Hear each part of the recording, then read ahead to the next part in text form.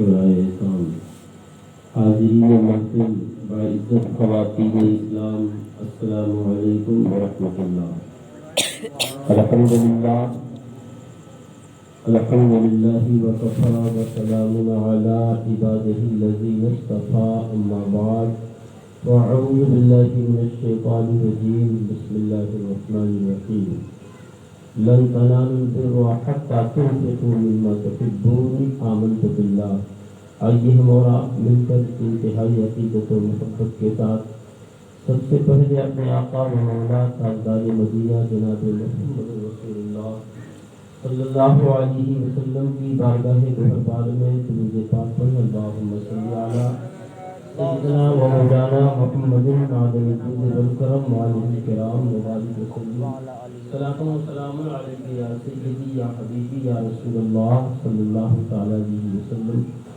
سیدی سرکار اعلیٰ حضرت مجدد دین و ملت امام اہل سنت امام احمد رضا خان فاضل بریلوی ارشاد فرماتے ہیں، باخدا خدا کا یہی ہے در، نہیں اور کوئی مفر مقر، اور جو وہاں سے ہو یہی آ کے ہو، جو یہاں نہیں وہ وہاں نہیں۔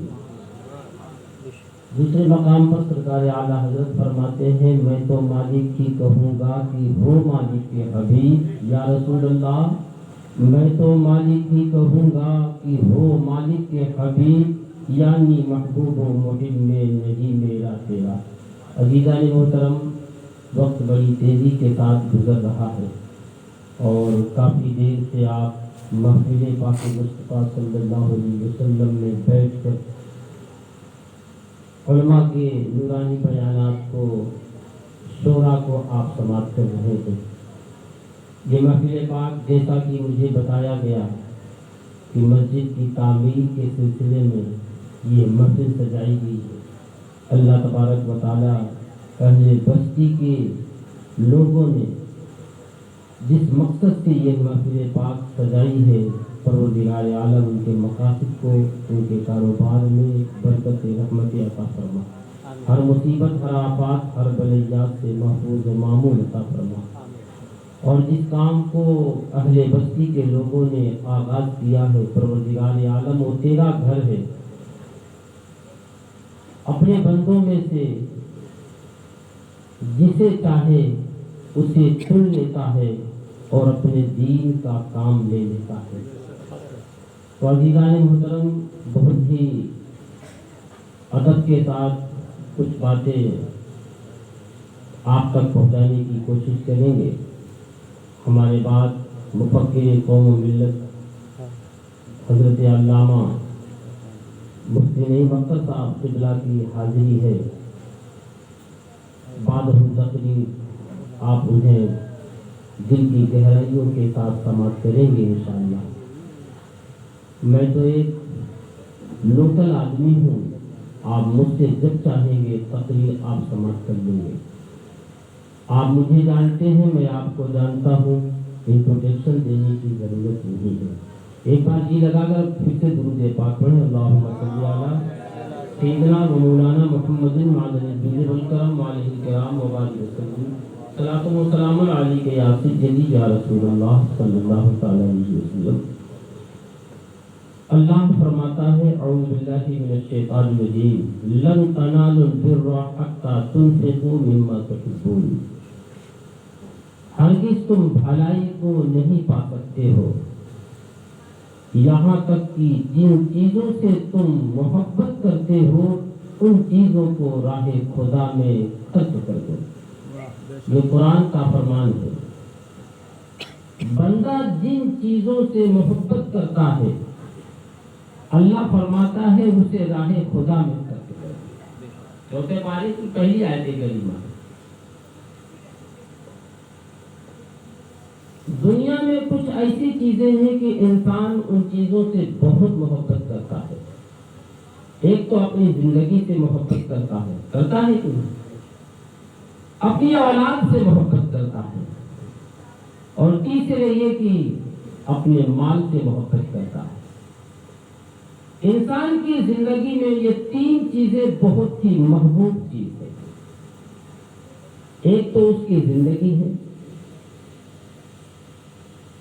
دوسرے یہ کہ اس کی اولادیں ہیں، تیسرے یہ کہ زندگی میں جس مال کو کمایا ہے اس مال سے بھی اسے بہت محبت ہے، لیکن جب دنیا سے جاتا ہے تو یہ تینوں چیزیں دنیا میں ہی رہ جاتی ہیں۔ محبت تو ہے، لیکن جس وقت دنیا سے بندہ جاتا ہے یہ تینوں چیزیں دنیا میں ہی رہ جاتی ہیں۔ تو علامہ سیوطی رحمۃ اللہ علیہ سے کسی نے پوچھا کہ حضور دنیا سے کتنی محبت کرنی چاہیے؟ تو فرماتے ہیں جتنا دن تمہیں رہنا ہے اتنا ہی محبت کر، زیادہ محبت کرنے کی ضرورت نہیں ہے۔ جواب دے گی علامہ سیوطی رحمۃ اللہ علیہ کہ جب تک تجھے دنیا میں رہنا ہے تب تک محبت کر۔ تو کیا کوئی گارنٹی سے بتا سکتا ہے کہ میں 100 سال دنیا میں رہوں گا؟ کیا کوئی یہ بتا سکتا ہے کہ 10 سال میں دنیا میں رہوں گا؟ معلوم یہ ہوا کہ زندگی کا ایک پل کا بھروسہ نہیں۔ تو دنیا سے صرف اتنی ہی محبت کر جتنا تمہیں اس دنیا میں رہنا ہے۔ جن چیزوں سے تم محبت کرتے ہو ان چیزوں کو راہ خدا میں جب تک خرچ نہیں کر دو گے آپ بھلائی کو نہیں پا سکتے ہو، آپ کامران اور کامیاب نہیں ہو سکتے ہو۔ اللہ تبارک و تعالیٰ نے یہ تینوں چیزوں کو راہ خدا میں خرچ کرنے کا حکم کیوں دیا؟ اس لیے کہ بندہ زندگی سے جب محبت کر لیتا ہے تو اللہ کے فرمان کو فراموش کر دیتا ہے، اللہ تبارک و تعالیٰ کے قوانین کو فراموش کر دیتا ہے۔